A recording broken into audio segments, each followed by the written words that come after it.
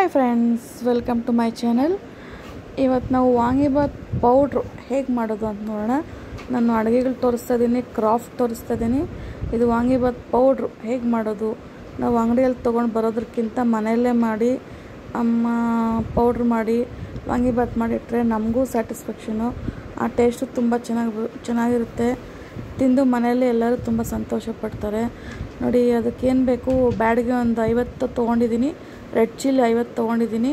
ಇನ್ನು ಉದ್ದಿನಬೇಳೆ, ಧನಿಯಾ, ಚಕ್ಕೆ, ಲವಂಗ, ಜಾಕಾಯಿ, ನೆಕ್ಸ್ಟ್ ಕಡಲೆಬೇಳೆ, ಒಣ ಕೊಬ್ಬರಿ. ಇದು ನಾನೊಂದು ಇಷ್ಟೊತ್ತು ಒಂದು ಗ್ಲಾಸ್ ಮೆಜರ್ಮೆಂಟ್ ತೋರಿಸ್ದೆ, ಚಿಕ್ಕ ಗ್ಲಾಸು. ಇಲ್ಲ ನೀವು ಯಾವ ಕಪ್ಪಾದರೂ ತೊಗೊಳ್ಳಿ. ಅದರಲ್ಲಿ 2 ಕಪ್ಪು ಧನಿಯಾ ಹಾಕಿದ್ರೆ 1.5 ಕಪ್ಪು ಕಡಲೆಬೇಳೆ ಹಾಕಿ, ಅರ್ಧ ಕಪ್ಪು ಉದ್ದಿನಬೇಳೆ ಹಾಕಿ. ಇದು ಪರ್ಫೆಕ್ಟ್ ಮೆಜರ್ಮೆಂಟು. ಹಿಂಗೆ ಒಂಚೂರು ತೊಗೊಂಡಿದ್ದೀನಿ. ಜಾಕಾಯಿ ಒಂದು 1/4 ಭಾಗ ಸಾಕಷ್ಟು ಜಾಕಾಯಿ. ವಾಂಗಿಬಾತಿಗೆ ಮೇಯ್ನ್ ಜಾಕಾಯಿನೇ ಫ್ಲೇವರ್ ಕೊಡೋದು, ಟೇಸ್ಟ್ ಕೊಡೋದು. ನೋಡಿ, ಗಸಗಸೆ ಟೇಸ್ಟ್ಗೆ ಒಂಚೂರು 1 ಸ್ಪೂನ್ ಸಾಕು. ಯಾಕಂದರೆ ವಾಂಗಿಬಾತ್ ಬದನೆಕಾಯಿ ಹೀಟ್ ಆಗೋದ್ರಿಂದ ನಾವು ಪೌಡ್ರಿಗೆ ಒಂಚೂರು ಗಸಗಸೆ ಮಿಕ್ಸ್ ಮಾಡಿ ಹುರ್ಕೊತಾ ಇದ್ದೀವಿ. ನೋಡಿ, ಈಗ ಜಾಕಾಯಿ, ಚಕ್ಕೆ, ಲವಂಗ ಒಂದು 6 ಹಾಕಿದ್ದೀನಿ ಅಷ್ಟೇ. ಚಕ್ಕೆ ಒಂದು 2 ಇಂಚ್ ಹಾಕಿದ್ದೀನಿ. ಜಾಕಾಯಿ ಒಂದು 1/4 ಭಾಗ, ಗಸಗಸೆ ಎಲ್ಲನೂ ಡ್ರೈ ರೋಸ್ಟ್ ಮಾಡ್ಕೋಬೇಕು.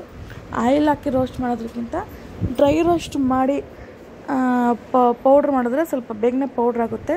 ನೆಕ್ಸ್ಟ್ ಕಡಲೆಬೇಳೆ 1.5 ಕಪ್. ನೀವು ಯಾವ ಚಿಕ್ಕ ಲೋಟ ಆಗಲಿ ದೊಡ್ಡ ಕಪ್ ಆಗಲಿ 1.5 ಕಪ್ ಹಾಕಿ ಕಡಲೆಬೇಳೆ. 2 ಕಪ್ ಧನಿಯಾ, ಅರ್ಧ ಕಪ್ ಉದ್ದಿನಬೇಳೆ. ಯಾವುದ್ರಲ್ಲಿ ತೊಗೊಂಡ್ರೆ ಇದು ಸೇಮ್ ಮೆಜರ್ಮೆಂಟು. ಆದರೆ ಆಗ ನೀವು ಇನ್ನು ದೊಡ್ಡ ಕಪ್ ತೊಗೊಂಡ್ರೆ ಸ್ವಲ್ಪ ಖಾರಕ್ಕೆ ರೆಡ್ ಚಿಲ್ಲಿ ಬ್ಯಾಡಗಿ ಇನ್ನೊಂದು ಜಾಸ್ತಿ ಹಾಕ್ಕೋಬೇಕಾಗುತ್ತೆ.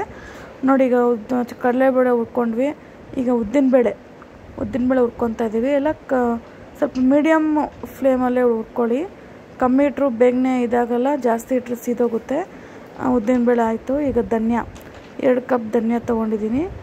ಅದನ್ನು ಸ್ವಲ್ಪ ಚೆನ್ನಾಗಿ ಡ್ರೈ ರೋಸ್ಟ್ ಮಾಡ್ಕೊಳ್ಳಿ. ತಪ್ಪದಿರೋ ಫ್ರೆಂಡ್ಸ್, ಇದು ಟ್ರೈ ಮಾಡಿ, ತುಂಬ ಟೇಸ್ಟಿಯಾಗಿರುತ್ತೆ ಇದು ವಾಂಗಿಬಾತ್ ಪೌಡ್ರು. ನಂದೆಲ್ಲ ಪರ್ಫೆಕ್ಟ್ ಮೆಜರ್ಮೆಂಟು. ನೀವು ಕಣ್ಣು ಮುಚ್ಕೊಂಡು ಮಾಡ್ಬೋದು. ನಾನು ತೋರಿಸಿರೋ ಕಪ್ಪಲ್ಲಾದರೆ ಖಾರ ಎಲ್ಲ ಸೇಮ್ ಮೆಜರ್ಮೆಂಟು. ನೋಡಿ, ಈಗೆಲ್ಲ ಡ್ರೈ ರೋಸ್ಟ್ ಆಯಿತು. ಈಗ ರೆಡ್ ಚಿಲ್ಲಿ ಬ್ಯಾಡಗಿ ಮಾತ್ರ ಒಂಚೂರು ಆಯಿಲ್ ಹಾಕ್ತಾಯಿದ್ದೀವಿ, ಯಾಕಂದರೆ ಘಾಟ್ ಬರುತ್ತಲ್ಲ. ಅದರಿಂದ 1 ಸ್ಪೂನ್ ಆಯಿಲ್ ಹಾಕ್ಬಿಟ್ಟು ಸ್ವಲ್ಪ ಚೆನ್ನಾಗಿ ಇದು ಡ್ರೈ ರೋಸ್ಟ್ ಆಗಬೇಕು. ನೋಡಿ, ಹೊಗೆ ಬರ್ತಾಯಿದೆ. ಈಗ ತಕ್ಷಣ ಆಫ್ ಮಾಡಿಬಿಟ್ಟು 10 ಮಿನಿಟ್ಸು ಅದೇ ಬಾಣಲೆಯಲ್ಲೇ ಬಿಟ್ಬಿಡಿ. 10 ಮಿನಿಟ್ಸು ಆಫ್ ಮಾಡಿಬಿಟ್ಟು, ಸ್ಟವ್ ಆಫ್ ಮಾಡಿಬಿಟ್ಟು ಅದೇ ಹಿಟ್ಟಿಗೆ ಗರಿ ಅಂತಾಗುತ್ತೆ. ಪೌಡ್ರು ಸ್ವಲ್ಪ ಬೇಗನೆ ಆಗುತ್ತೆ. ಆಫ್ ಮಾಡಿಬಿಟ್ಮೇಲೆ ಒಣ ಕೊಬ್ಬರಿ ಒಂದು ಅರ್ಧ ಚಿಪ್ ಸಾಕು. ಒಣ ಕೊಬ್ಬರಿ ಹಾಕಿದ್ರೆ ಕಲರ್ ಚೆನ್ನಾಗಿ ಬರುತ್ತೆ. ನೋಡಿ, ಈ ಥರ ಇಟ್ಬಿಡಿ. ಎಲ್ಲವನ್ನು ಮಿಕ್ಸ್ ಮಾಡ್ಕೊಂಡಿದ್ದೀವಿ. 10 ಮಿನಿಟ್ಸ್ ಆದಮೇಲೆ ಇದನ್ನೆಲ್ಲ ಮಿಕ್ಸಿಗೆ ಹಾಕಿ ಪೌಡ್ರ್ ಮಾಡಬೇಕೀಗ. ಸ್ವಲ್ಪ ನೋಡಿ, ಫಸ್ಟ್ ಒಣಮೆಣ್ಸಿನ್ಕಾಯಿ ಹಾಕಿ 1 ರೌಂಡ್ ಹಾಕಿ ಸ್ವಲ್ಪ ತರಿ ಅಂತಾಗುತ್ತೆ. ಮತ್ತು ಎಲ್ಲ ಕಾಳುಗಳೆಲ್ಲ ಮಿಕ್ಸ್ ಮಾಡಿಬಿಟ್ಟು ಪೌಡ್ರ್ ಮಾಡ್ಕೊಳ್ಳಿ. ನೋಡಿ, ತರಿ ಅಂತ ಆಗಿದೆ ಈಗ ಪೌಡ್ರು, ಕರೆಕ್ಟಾಗಿ ಆಗಿದೆ. ಇಲ್ಲ ಇನ್ನೂ ಬಾಯಿಗೆ ಸಿಗುತ್ತೆ ಅನ್ನೋದಾದರೆ ಸ್ವಲ್ಪ ಇನ್ನೂ ನುಣ್ಣಗೂ ಪೌಡ್ರ್ ಮಾಡ್ಕೋಬೋದು. ಡ್ರೈ ರೋಸ್ಟ್ ಮಾಡಿಕೊಂಡ್ರೆ ಸ್ವಲ್ಪ ಬೇಗನೆ ಪೌಡ್ರ್ ಆಗುತ್ತೆ. Thank you for watching.